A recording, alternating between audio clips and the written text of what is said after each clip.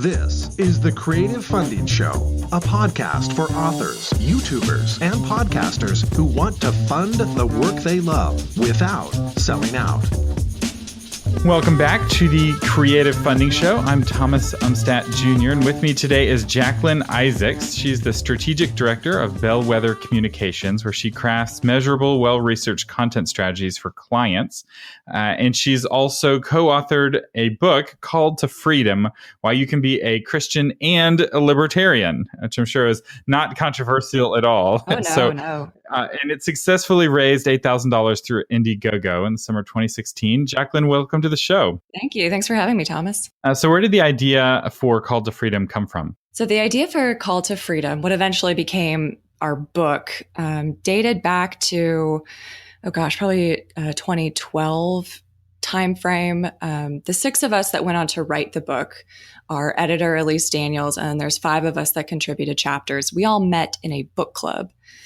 We were meeting in Washington, D.C. The book club was sponsored by a Christian nonprofit based there.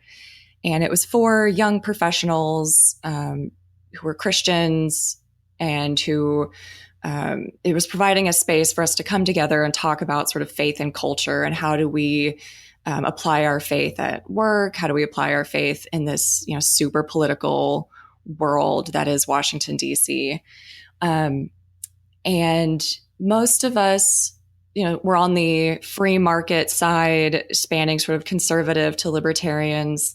So a lot of our conversation would wrestle around these ideas of proper roles of government. And let's see, it would have been 2014. There was a conference happening in DC, the International Students for Liberty Conference, which is for college students who are part of this libertarian group. And they had a few panels that they needed filled. And they reached out to some of us that happened to be in this book club and asked if we had any ideas to help fill one of the panels. And so the six of us ended up responding to that request and came up with this idea to do a panel. It was, I'm forgetting the exact title, but it was about, is Christianity coercive? Which for libertarians, if those of you listening are libertarians or no libertarians, coercion is like a big deal. And the proper use of force is like a big deal in libertarian circles. Libertarians are not big fans of the use of force. Right. And especially not from government or authorities, which is where a lot of this tension of faith and libertarianism comes from, because to ascribe to a faith means that you're accepting this level of authority in your life and from the church, from God, from the Bible, for those of us that are Christians. And a lot of libertarians just react to that idea. And so we had this whole panel about, is Christianity coercive? And it was 9:00 in the morning. It was going up against some other really interesting panels. We didn't have high hopes for how this was going to go. But we were surprised. We packed the room. There were more students there than chairs. And it was just a really great conversation. A lot of really interesting questions. Students that were from Christian campuses, that them being libertarian was causing some conflict. There were Christians from secular campuses that being libertarian was really cool, but them being Christians was kind of the source of conflict. So there was just a lot of really interesting perspectives. And one thing that kept coming back up was these students were asking us for recommendations about, what would be a good resource for us to go back to campus and share with our friends or our family about being Christians and being libertarians. And, so we're thinking back over this book club, all the books we've read over the last few years, and we could recommend a lot of books on economics or books on faith and culture that were written by really great scholars, but there just wasn't a single book that we could think of that really addressed the needs of these college students that are young adults trying to articulate why it makes sense for them to be Christian and to have these libertarian political philosophy. So you had this really successful panel and you're like, we should turn this into a book. And, the book we want to recommend and doesn't exist. We want to be able to make that possible. And so what did you do next? So it took us a while. We spent about a year crafting our proposal and pitching it to traditional publishers. So we didn't immediately go the self-publishing route, primarily because there were 6 of us and we all had full-time jobs and we were all married or getting married. And the idea of trying to self-publish this book on top of everything else we had going on wasn't something that any one of us volunteered for. So we were shopping around this book proposal and we eventually got picked up by a publisher that specialized in academic publishing. So they did more like textbooks and classroom resources. They really liked that we were targeting college students, which is why they accepted our proposal, but they didn't have a lot of support in place for promoting and marketing the book once it came out. So basically they would make the book exist, but they wouldn't actually sell any copies. So what was your plan to get the books into the hands of students? So that's where the idea of crowdfunding some finances for our resources sort of came from. I had studied crowdfunding academically before, and 2016, when we actually ran the campaign, was a really interesting time in crowdfunding, as I'm sure you'll remember. I believe that was the year that crowdfunding actually surpassed traditional venture capital for funding. So it was 2016. It was right in this like really interesting time to be in crowdfunding. And we decided that that would be a great opportunity for us to, one, raise some funds to support marketing the book when it came out, but also to start connecting with our audience before the book came out. And start letting people know that this book is coming, pre-order some copies, and just get some buzz generated around the book launch. Because the crowdfunding campaign creates a sense of urgency because it comes to a definite end and that timer is ticking down. It creates a sense of scarcity and it shows a sense of popularity. So it triggers all of these psychological factors that turn something into an event. So it's, in a sense, it's kind of a hack, right? You were going to publish your book anyway, but by crowdfunding it, you're able to make it easier to get interest, to make it easier to get attention. Right. And one of the unexpected results of it was that we actually got promoted from the academic imprint of our publisher to their main brand. So we got a little bump out of the academic imprint because of the success that we saw through the crowdfunding campaign. So you went from the minor leagues to the major leagues, so to speak, which also helped, I imagine, get the book out there. So you went with Indiegogo, which is, we are the show about Patreon and Kickstarter, and so far we've had 0 episodes about Kickstarter. We've only had guests on talking about Indiegogo.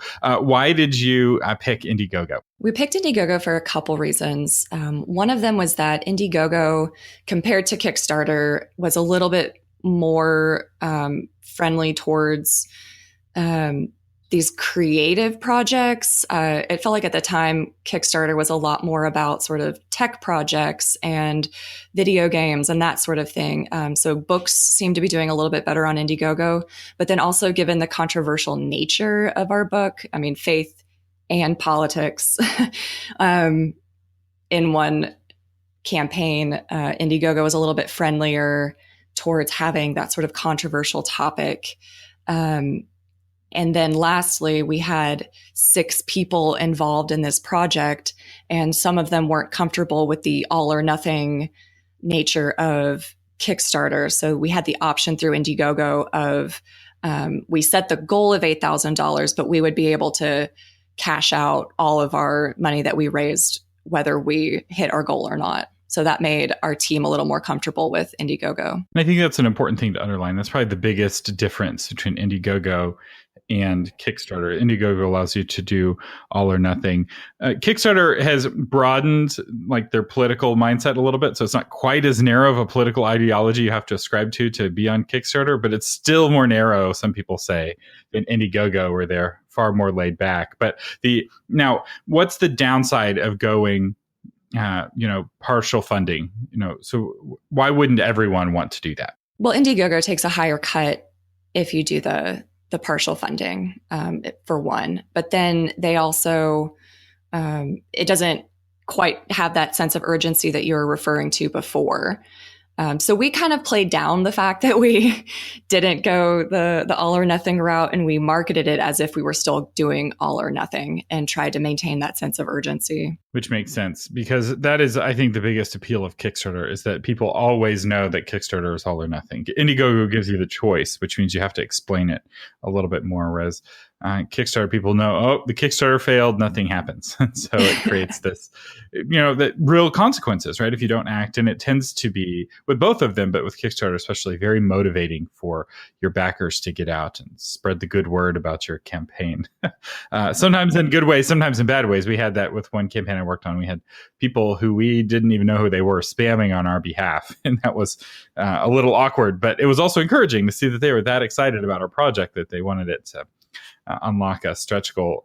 But going back to your Indiegogo campaign, so you set up the campaign and it's a variable funding. What rewards did you set up? So the rewards were actually interesting. We started researching rewards and we decided upon our reward structure before we even finalized our goal. So what I had done was I looked at other successful book projects, both on Indiegogo and Kickstarter, and looked at how they structured their rewards and what rewards were popular, the ebooks versus physical copies of the book versus signed books versus book bundles and some of those other kind of reward structures. And sort of from there projected how much we could anticipate making from each category of rewards. And from there came up with our overall goal of $8,000. And worked sort of backwards from there. I actually think that that's the better way to do it. There are some campaigns that are set up to fail because if all of their rewards are limited, and it's almost impossible for them to actually hit their objective because of how their rewards are structured. And you have to think in the real world, okay, how many people realistically do we need to get? So if you're trying to hit a $10,000 goal and your primary reward is a $10 reward, that means you're going to need to find 1,000 people to back your campaign. That's a lot of people. That's more people than most people can find. Whereas if you're raising $100, if your primary reward, let's say it's a board game and the main level for the board game is $100, well, now you only need to find 100 people to give you $100, and then you reach that same number. And so I think that that's a good way to do it for a crowdfunding campaign, is to start with the rewards and then kind of estimate what you think you can hit. And you did a pretty good job estimating. So how close to your goal did you end up landing? We were at $8,025 on a goal of 8,000. And we didn't do that. None of us did that final donation to push us over either. It was a genuine donation. So you're right there on the edge. And the incentive for that is that Indiegogo takes, I think, twice as much of a percentage, or a lot more of a percentage. So that extra $50 probably saved you, several $100s in Indiegogo fees. Yeah. So for the rewards, we had everything from just a thank you at the lowest level. We played with some of the early bird options, so you could get the ebook cheaper if you're one of the first. I think we had first 25 people to download to pick the ebook option. We had an early bird option for the paperback as well. But one of our most successful reward options was just doing a signed copy of the book. We did the signed copy for $35 compared to the regular paperback of $20. So for just us putting our names in the book, we got an extra $15 per book. And in hindsight, that was probably our most successful because it gave us the most margin on our rewards. And if I could rework some rewards, I'd probably look for more ways to do that, where to add more value to our backers without costing us for it. Because you need those big margins to cover your fixed costs, like your cover design and your editing. And real quick, in defense of early birds, because I know some people are already ready to leave angry comments, because there's a faction of crowdfunding people who are big opponents of early birds. And early birds make a lot of sense if you are not already starting with a big platform. So if you're launching a board game and it's going to fund in the first 8 hours and the early birds sell out in the first 30 minutes, that's really obnoxious, because if somebody's not sitting at their computer waiting for your campaign to launch, they miss out, they're unhappy, everybody's unhappy. And the early birds didn't do you very much good. The whole appeal of an early bird is it helps you get to 60% funded faster. So campaigns that get to 60%, 99% of them go on to get to 100%. So as a crowdfunding campaign creator, your goal is not 100%. In your mind, it's got to be 60%. And one way to get there quickly and easily is to set up early birds that collectively get you to 60%. So that you're pushing yourself over to the edge. And so people had weeks and weeks to get these early bird rewards. It's not like they had to sit at their computer to snipe them. And I think that in this context, early birds can make a lot of sense. If you've already done 3, very successful campaigns and there's thousands of people ready to buy on week 1, you don't need early birds, and early birds can alienate people who find your campaign on week 3. So that's my quick little spiel on early bird reward levels. I do know that there are people known in the industry who would greatly disagree with me, but almost all of those people are in the board gaming space, where typically games fund very, very quickly. So I want to talk a little bit about your video. How y'all had a really good video, and I remember asking you about it, and I was thinking you'd edit it in some very expensive software. How did you edit your video? So we had filmed the video in our editor's backyard, and we also walked. Her church was about half a mile away, and we walked and filmed some scenes in front of her church. So it looked like we had this really nice setup. And then she edited it on a $5 app that she downloaded on her iPhone. And do you remember what the name of that app was? I don't. I should have asked her. So this is really remarkable because a lot of people think they need really expensive software, and you can actually do a lot of amazing effects right in the phone. And it can be very powerful. Your phone, some people's phones are more powerful than their computers. They have an old broke down laptop that they had from college, and a brand new iPhone. Your iPhone actually may be a more powerful computer in terms of raw horsepower, and you can do that editing right there on the mobile device. And she had it done in about a week because she just used it, edited it on her spare time with her phone. And we had filmed a lot of extra scenes. So we filmed several of us saying almost all of the lines in the script at several different locations. So she had a lot to work with to put it together. Which is a good way to do it. The more you give the editor, the better options she has when she makes her decisions on what to include in the video. If you only have one take, it's like, well, it's all going in the video. One take from one person. I'll see if I can get the name of it, and if we can, we'll put it in the links. Yeah, we'll have show notes. So scroll down, we will find that. And by the time this goes live, we'll have a link to that app. They're not paying us, obviously, for sponsorship since we don't remember what the name is. Going back to your Indiegogo campaign, though, what would you say was the hardest thing about running that campaign? By far, the hardest part was fulfillment. It was all fun and games until the books actually came in. I really loved the communicating with people. I really loved the promoting it and the video, and all of that was enjoyable and fun. And then when we were fulfilling hundreds and hundreds and hundreds of books, and my living room was overflowing with piles of books, the rubber really hit the road. And part of that I did to myself because I had told my co-authors had offered to help, but I was like, no, I got it. Just pour a glass of wine, do it in 30 minutes, slap some labels on it and you're done, right? Oh no. But that was also a cost that we had factored in, but it was definitely something to keep in mind if you're planning a campaign, is that, it's not just the shipping, it's getting the bubble mailers and getting shipping labels and all of that. Which I found the best prices, because I did that for my book, were Sam's Club. They have little bubble mailers and stickers at the best prices I could find, even cheaper than Amazon. Although really the best way to do it, when possible, is to get your publisher to mail directly, because it's actually cheaper that way, because instead of paying shipping to you and shipping to the end person, you're able to just pay shipping once and you just upload them a CS feed. But some publishers are happy to do that, and other publishers would rather send you a box of books and say good luck.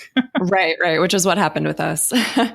One thing I did do, though, was I took a single book in a single bubble mailer to the post office and had them price it out for me at Media Mail ahead of time, so I didn't end up overpaying. Because I think that some people will, if they don't know exactly the postage could end up overpaying. And when you're shipping hundreds of books, that could really make a difference. That's right. And media and mail, for those of you in the States, applies to books, CDs, and DVDs. And it's slow shipping. But it's very, very cheap. So it's one of the cheapest types of shipping that you can do.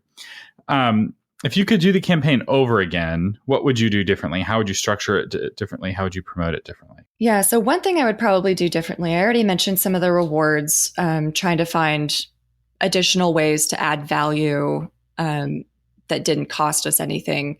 We were a little bit limited because we had already sent the entire manuscript to the publisher. We didn't have the options of like adding people's names in the back as a thank you. That's a popular way that people do that. But another thing that I would probably do is not run it over the summer. So since I was the one that was primarily running the campaign and I was a college instructor at the time, summer was when I had the most time to do it. But a lot of fundraising professionals will tell you that summer's a really dry time for giving. People tend to be more generous and a little more spendy. Most at the end of the year. Obviously, you've got Christmas, you've got end of year giving.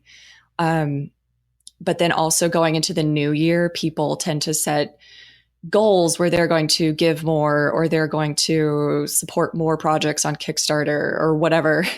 But that doesn't last all year. That, as with all New Year's resolutions, that fizzles out.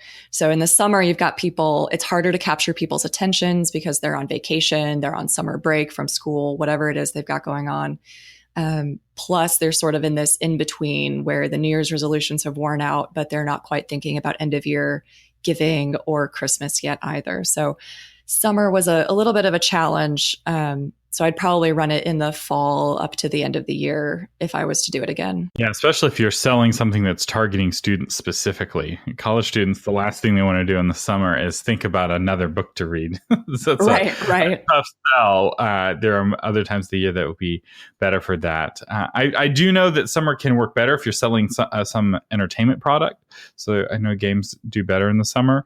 But this is, I think, an important point. You can't just look at, what's the best time of year. You have to look at your target audience and ask what's the best time of year for them, right? So because let's say you have a bunch of email addresses, but it's somebody's student email address with their university. If they're not taking classes in the summer, they may not check that email all summer long. And they're wanting to back your campaign. They're wanting to get that email and open it and click it, but not enough where they're like logging into their academic email account. I definitely wouldn't be doing that over the summer. And so adapting to your specific audience and getting to know your audience is really key with any kind of crowdfunding, whether it's Kickstarter, Indiegogo, or Patreon. I think that's really important. Mm-hmm. So what advice would you give somebody who is thinking about Indiegogo? They're trying to decide if they want to use Indiegogo or Kickstarter to launch their book. Yeah. So first of all, with either of them, I would definitely recommend having a support system in place. I mean, we've all seen those campaigns that have a huge PR push right when they launch. And like you mentioned before, they'll blow it out and meet their goal in 8 hours. But most of our campaigns are not like that unless that's like your full-time focus. But having a good support system of friends and family can very much help you get that lift at the beginning of your campaign in a similar way. And like you mentioned before, getting to 60% funding, which is really key because it starts tipping some of the algorithms. You show up more in people's searches and as recommended projects. And you build that momentum that people think your project's actually going to get funded. Football stadiums for winning teams have more people in them than football stadiums for losing teams. People want to be on the winning team. Right. So for us, we were really fortunate. We had, so there were 6 of us. We were all married. 2 of the authors are married to each other. But the rest of us were married to other people. So there's 10 people between us and our spouses. And then all of these 10 people's friends and families and coworkers and church friends and all of those networks, which really is like when you think about it, like that's the basic of all networking. That's the basis of all networking. There's a TED Talk that's that I like. That there's also a new book that came out by the same guy called Friend of a Friend that's about this sort of the basics of networking. And it's not as much about going into a networking event and meeting a stranger that you've never met before, and suddenly you come away with a mutually beneficial, work proposal, right? Right. Networking is much more about that friend of a friend, the person that that can connect you to someone else and make that sort of handshake between the two of you possible. And it's very much the same on these crowdfunding platforms, that someone's much more likely to support your campaign if a friend of theirs supported it, or if their family supported it, or someone vouched for you and said, hey, these are really great people. They've got a really interesting project and we want to see them get funded. So having that support system in place before you launch the campaign is always going to be really critical. And it really might just be your friends and family, but sometimes that's enough. And don't underestimate the power of the personal ask. Just calling somebody up and saying, hey, would you be willing to back this? Especially when you're first getting started, you got to show that progress. And so having somebody who you just make that awkward ask, and it's almost more sales than marketing at that point. But I found that your close friends would be willing to chip in, $10-20, and sometimes more, knowing that they can reduce it later. And this is one thing that's a lot easier with Kickstarter than with Indiegogo. With Kickstarter, you can back for a lot and then adjust your pledge as the campaign goes. And I know campaigns that will do that, where somebody will back for a big amount, and then as the campaign gets closer to 60% and closer to 90%, they'll pull that down. So they're kind of helping in the early days. But just realize that if you barely make your goal, your Kickstarter will take that full amount. So don't back for more than what you're comfortable with. Any final advice or suggestions to creators who are wanting to fund their art? I like your idea of don't being afraid to ask, right? Like it's creators and artists tend to discount the value that they're providing to other people, or think that, people are just doing them a favor by backing them. When in reality, the books that are being created, the podcasts that are being created really do add value to people's lives. And when you're asking for that support, you're inviting people to, one, partake of that value, but then also be a part of that process, part of that vision. There's a great essay by Henry Nouwen called The Spirituality of Fundraising. So this is obviously a Christian theologian, but he talks about when you're asking for money, you're casting a vision for people about what, you're thinking the world can be different, even if it's just in a little way, that you can make the world more beautiful through your art, or you can make the world run better through your new program or whatever. And you're inviting people to be a part of that vision. And people are looking for that. People want to be a part of that process to make the world a better place. And you're giving them opportunities to do that. And that really is valuable. And it's not just a charity case. What you're doing is really adding value to people's lives, and that should be celebrated. That's really good. Thank you so much for coming on the Creative Funding Show. Jacqueline, where can people find out more about you? Well, thanks for having me. They can follow me personally on LinkedIn or Twitter.